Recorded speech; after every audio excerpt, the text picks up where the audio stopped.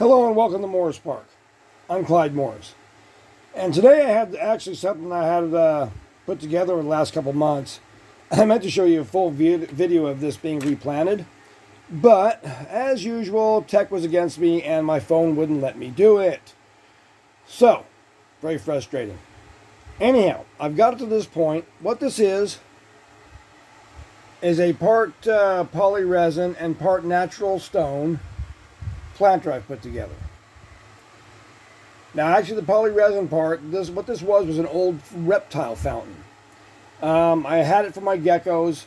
Problem is that the lime in our water is so hard you could practically walk on it. The lime kept plugging up the pumps and everything, and also crickets kept getting down into the water tank, and it would foul the water. So, how this tank worked was there's a little pump here that was inside the water tank down in there. And then it pumped water. It had a tube that it pumped water, pumps it up here, and it would run down these little runways here. And it was really pretty cool, except just wasn't very practical. Hard to keep clean. The water was always fouled. And so I gave up on it. The lime always plugged the pumps. The pump kind of went out of it after about a year or so. And so I kept it back just for a project like this. So what I've done is there used to be a tray that came across here, so it'd give it the look of a rock pool, and then it poured into a deeper tank. What I did is I cut all that out.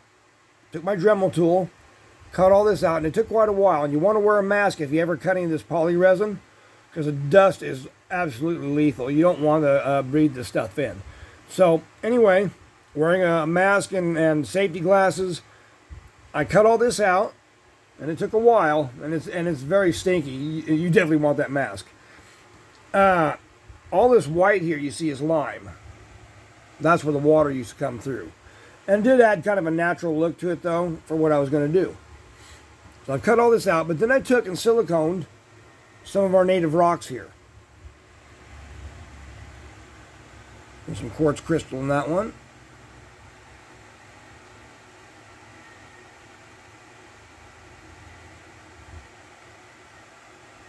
That one there. Another cluster of quartz crystal. You can find a lot of this stuff here in the Ozarks. Pretty easy to find. You caught me at the point where I've got this planted up now. I'm going to put the rocks in. I'm going to do that, and then I'll show you what that looks like here in a moment. I've got something else I'm going to put in there. Okay. I went ahead and added the rocks. I've used some of our native gravels and stuff around here. This is pretty much what I've used. It blends right in with everything else. It makes it look very natural. I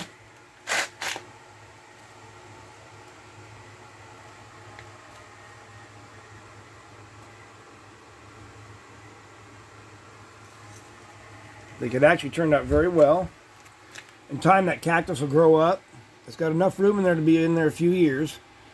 And it should grow up, and cover some of this back wall here and stuff, and it'll look really cool when it grows in.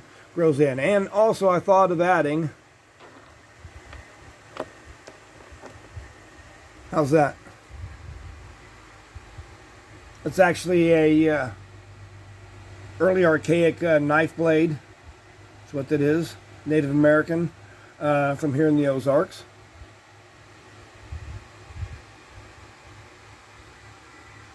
You find these things in the farm fields and stuff around here, caves and such, near creeks and rivers.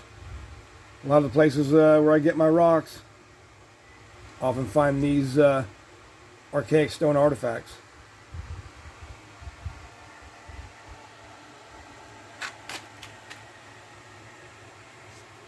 It just turned out real well. I really like this new Opuntia Canyon variant. I say it's kind of different than the one I've got. This one has kind of a purpley bluish color, almost like an Opuntia basilaris or a baby Rita, something of that nature. My other Opuntia Ruffida monstrose minima looks a bit different than this, and this is what this was labeled as, but I think it's a bit different. If you look at my last video when I bought this plant, I showed the comparison. And mine is a bit more of a yellow-green, green-yellow-green, with the red glow kits and smaller pads. And that's the one I've been seeing for years and years. Everybody has this one, but this is something new. I just got this at Lowe's, so I'm not sure what the variant is. It doesn't seem like they separated because that's all it was listed as. And I'll have to tell you, with these little Opuntias like this, Ruffidas and macrodacees and all that, microdacees, you don't want to handle these with your bare hands, folks. I'm a hands-on kind of guy, and I'm telling you, those little bitty glow kids down there are absolutely wicked. So what I did is I used some assistance. Forceps. And that assisted me. I'm a hands-on kind of guy. My hands are all rough and callous and so forth from doing all my stuff with hands. And I'm used to getting stuck with big spines. And, you know, that's bad enough, but it doesn't deter me. Those little glow kids down there. Oh, yeah. I'm not touching that. But anyway, I thought you might enjoy seeing this. I've been actually working on this rock plant for a while. These rocks, by the way, were all siliconed on here. I used silicone instead of hot glue because I wasn't sure how the hot glue would hold up in our late summer sun, the July and August, when it gets, you know, close to 100 degrees here, if not 100 or over. And I wanted to be able to hold out. I know silicone will. Silicone will resist heat. So I used that. Turned out pretty cool. The poly resin just matches all our native stone.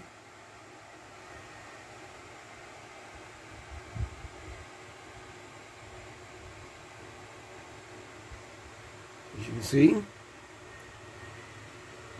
Now this rock here in the center, I left it loose. So later on I can dig that out of there. I just use it as an accent. The one next to it is siliconed in. This is another one I just set in there.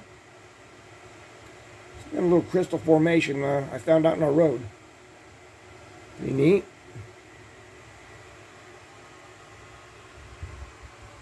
Anyhow,